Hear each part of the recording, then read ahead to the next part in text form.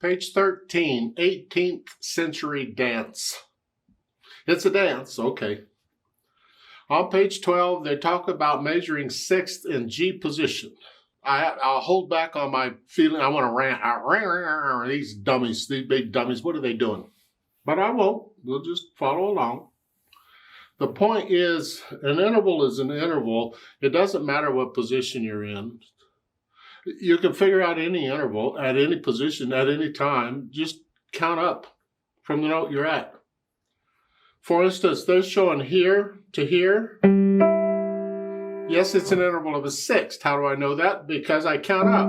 1, 2, 3, 4, 5, 6. It doesn't matter if I start on C, 1, 2, 3, 4, 5, 6, or any note. However, we do want to keep in mind that when we're in different key signatures, like this dance is 1 sharp in the key signature, it's in the key of G major. When you're counting intervals, stay within the key, okay? For instance, if I have this interval, well, in the key of C major, it's all white keys. 1, 2, 3, 4, 5, 6. If I'm in the key of G major, it has an F sharp in it. 1, 2, 3, 4, 5, 6. I get the same answer. The point is you got to count the F sharp, not the F natural. Stay within the key. Because let's say I go here, and you think, whoa, what's this? Well, if it's in the key of G major, 1, 2, 3, 4, 5, 6, it's an interval of a sixth. If I'm in the key of C major, this is a sixth. 1, 2, 3, 4, 5, 6. You got to be within the key. So if it's got sharps or flats within the key, you have to use those when you're counting up. Keep that in mind, because we'll do a lot more with intervals than just counting. I mean, there's different flavors of intervals we got to get into, but right now we're just learning to identify intervals. And they're doing G position, which means G's going to be the bottom note, and you're going to count up from there. As I said earlier, it doesn't matter what the bottom note is. You can count up from any note, and you'll still get it. It's the same routine. So let's look at this dance and see what we got. I'll look it over. It's 1 page long. It has repeat signs, so it's longer than that, but it's 1 page of music to learn. Treble bass clef, 1 sharp in the key signature. We're in the key of G major. I already told you that. And 4/4 time signature. 1 hand at a time because both hands are playing here. Right hand, you're starting here. That puts the hand here. And 1 and 2 and. 1 and 2 and 3 and 4. And these staccatos I'll do later. That's articulation. I do that later. Right now I want to connect everything if I can. So and then just reach up a little bit. Thumb stays there. And then thumb again. Or a little finger. That's not a very good fingering, but we'll go ahead and do it for now because you need the practice at that. You need to be able to do that without looking at the keyboard. Here. And then going on. 1 and 2 and 3 and 4. Now, second line, it's a G and a C. 1, 2, 3, 4. And then the sixth again, just come up. 2, and then 5 again. I don't like it, but we'll do it. Okay. Third line is similar to the first, sort of. And the last line is similar to the first, sort of. So, really, you can get the first 2 lines, you got this pretty much. Left hand, let's see, we're here, 5 and a 2, that puts the hand here. And it's 1, 2, each time I'll just lower it down gently. And then the next one, your thumb comes up 1, it's a 6, 1, 2, thumb comes down. And again, you want to get to where you can do this without looking at the keyboard, where you can feel this. And you know what that feels like. It helps. And really, that's about all you're doing in the left hand. Okay. Put the hands together then. I've been doing this sort of thing forever, so this thing is so easy for me. I just went through it and I think, yeah, it's easy, right? You got it? No problem? And I forget that, no, you're learning and you're probably struggling with it. And I need to slow down and shut up. Well, good luck with that. But let's put the hands together and see what we get. And the left hand is here, so we're in G position, I guess. And 1 and 2 and 3 and then together. It's here, these 4 notes. And then the here, so I went from here to here. And then left hand thumb comes up.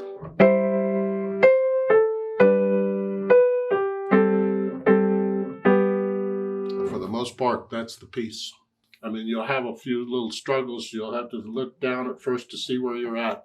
But eventually, you really want to get to where you can play this without looking at the keyboard. You can feel where these keys are.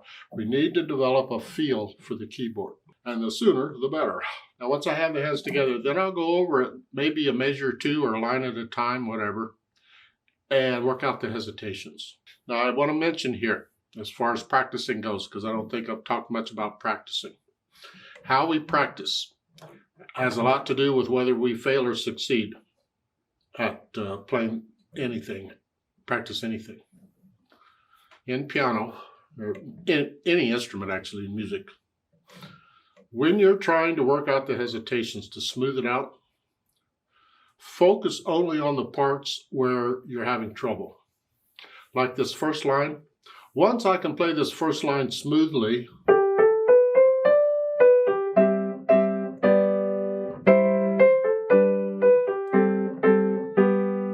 not that fast. I speed it up to shorten the video. The point is, once I can play that line smoothly with no hesitations, I'm not going to play it again until I can get the rest of this.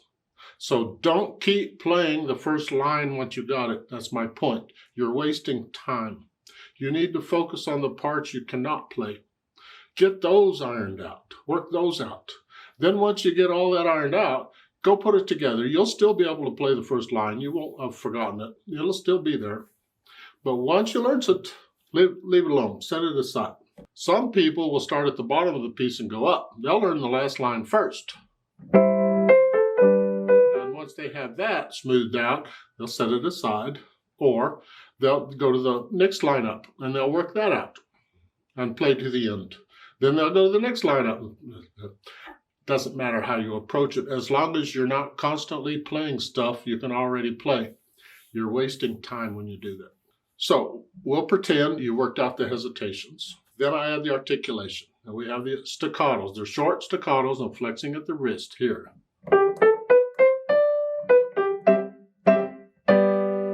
And lift up between the half note, the second measure, and the third measure, the half note. Here, lift up.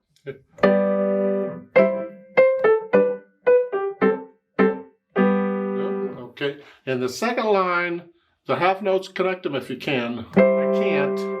Pretend you can. Then staccato. Yeah, that's really about all the articulation they give. Most of it's staccato except the half notes. Actually, all of it is staccato except the half notes. Okay, then the dynamics. You see at the first line of F-P. First time you play it, it's loud. Second time you play it, it's soft. Second time, yes. At the end of the first line, there's a repeat sign. That means you play the first line twice. Okay, first time loud, second time soft. Second line is the same thing, F and P. Second line is surrounded by repeat signs. Because if there were no reverse repeat sign at the beginning of the second line, then when you got to the repeat sign at the end, you'd have to go all the way back to the beginning. So you're just going to do the second line twice. So you do the first two lines twice, and then the last two lines. So it's 2 lines longer than it looks. And it's F-P. Now the third line, the first 2 measures are loud, and then the last 2 measures are soft, here. And the last line is MF, and okay, you can do that. Now above the first line, at the top, second time, both hands 8 VA. That means you got to go up an octave. So when you finish the first line the first time, when you repeat, you got to come up here. You just pretend middle C went up and you have both hands here. Now, I prefer to move one hand at a time if I can, so I can focus on that hand. And since the right hand is playing alone, then when I finish the first line and repeat, I'm going to focus again to the right hand, and as the right hand is playing, then I'll move the left. Somewhere while it's playing, I'm going to move the left hand up, get it where it needs to go. I'm not going to try and do both hands if I can help. I mean, sometimes you have to, but I prefer not to. I just want to move one hand. when you finish the first line here, second time you're up here, now you got to come down and it's both hands at the same time. All right. Sometimes in piano, many times in piano, we have to practice the hand moves. You know where you are, you know where you need to go, and which fingers are involved. This. Of course, you're not looking at the music now, because you got to look down at the keyboard to see what's going on. You know where you are, you know where you're going. You know which fingers are involved.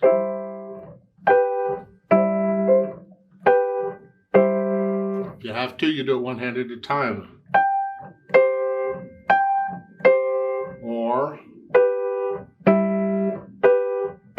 then put them together. We practice hand moves. That's my point. You got to get to where you can do this without hesitating. The beat has to be a steady beat. So when you finish that, then you just lift up and move. Like taking a breath. And then when you finish the second line, first time you're here, again, you got to come up here. Well, it's the same thing. So now I'm going from here to here, the other direction, because I was here to here. Now I'm going from here to here. Same thing. So you lift up and move. So you practice this hand move until you can get it. Then when you finish the second line, second time you're here. Third line, now only the right hand needs to move first. So get the left hand out of the way, and as the right hand is playing, then you can move the left hand down. Here. And in the third line, after you finish the second measure, the right hand has to come up first, so let it come up, and as it's playing, move the left hand. And that's only for those two measures. See that dotted line, dashed line goes away. So in the last line, you're not up here anymore, you're back down here. Both hands again. So you're coming from here at the end of the third line to here, the last line. Here to here. Well, I want to show you another little stunt we do. Not really a stunt, but it helps. Right now, the authors of the book are keeping you in a nice, neat five-finger position. You're spreading out just a little bit, but for the most part, you're in a nice, neat five-finger position. We're going to get out of that. You're going to be stretching out and scrunching up and moving around. So let's start now. The right hand. I'm ending the third line here, second here. And I want the fourth line to be here. I want that note. I don't have to play it with fourth finger. They're putting you in that position here. You're going from position to position. And that's fine. If that's what your teacher wants you to do, do it. That's okay. But I prefer in this kind of a case where I just stretch out here and I can play that note with thumb and I'm not moving hardly at all.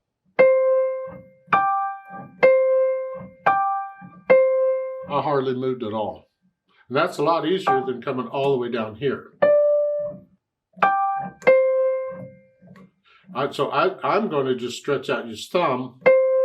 And there's two C's there. On the second C, now I'm going to use 4. So we call those repeated notes. When you play a note more than once, it's repeated. Repeated notes. Get it? And that's where we change hand positions a lot. So here I'm just going to here and then here. Now I'm back where I need to be. See, if I do that, I can focus more on the left hand. Because I'm here, and I want to go here. And there's not much, I just got to do it. So if I could make the right hand a little easier, then I can focus on the left hand. I think that's easier than this. I'm moving both hands down. Here, I'm moving that hand down, but this is just stretching out. So if you got little hands, you can't reach it. That's okay, because you're not moving far. And that's what I'm going to recommend you do. Unless your teacher says, no, you do what the book says to do. See, some teachers will say, use the fingering in the book. Don't you even think about changing it. That's unfortunate, because the fingering in the book is not solid concrete. Got to do it. It's their opinion of how you can do this and how they're teaching you to stay in this five-finger position. I don't teach that way. I'm a rebel. I do this. So I'm going to do that on the last line. I'm going to play the first note thumb, and then 4. Then speed. Andante moderato. Well, it's not a lot of help. Andante or moderato, what do you want? Well, it's sort of a relaxed moderate. Well, joke. I mean, there's an overlap. It's somewhere in the middle. How fast do you want the eighth notes to go? Think of people dancing to this. It's not a real slow dance. I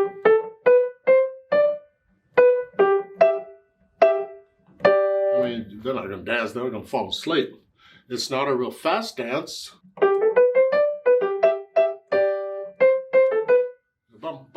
It's not a fast dance. Somewhere in the middle. Casual middle. Relaxed middle. Now, on the second line on the first two measures where the half notes are, you see the little lines underneath the bottom staff? I mean, it's easy to miss them. Those are pedal indications. They want you to push the pedal down with the first half note, hold it down, and lift it with the second half note in each measure. Okay, first I would like you to push the pedal down after the first half note. So this is the second line here. Push the notes down first and then the pedal. And lift the pedal up right after you play the next one. What we're doing is connecting these notes. We're using the pedal to help us because we can't connect it with the fingers. And we want to connect them. So we're doing that. But now we'll separate it. Push it down and down. See, I'm just connecting, and that's all it's for. That's the only reason we're pedaling. And remember, we pedal for different reasons, and one of the reasons is to help us connect notes that we cannot connect with the hands. And that's what this is for. You could play the piece without pedals just fine, but you can't connect the half notes is the problem.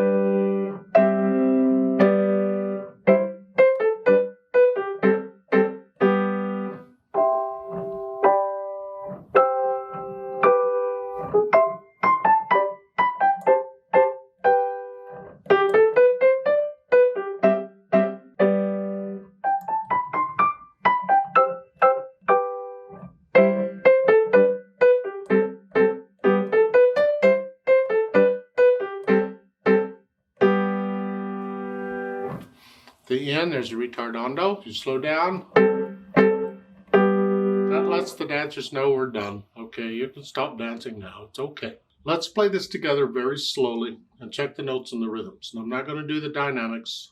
I will do the repeats, and I'll do the pedaling too, because it's not much to it. I'll give us 4 counts. 1, 2, ready, and go, and.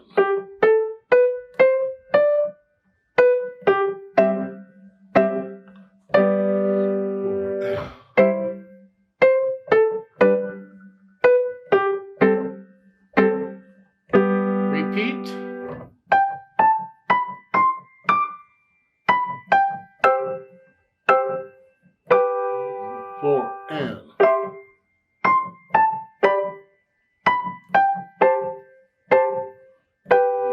4 and 2, 4.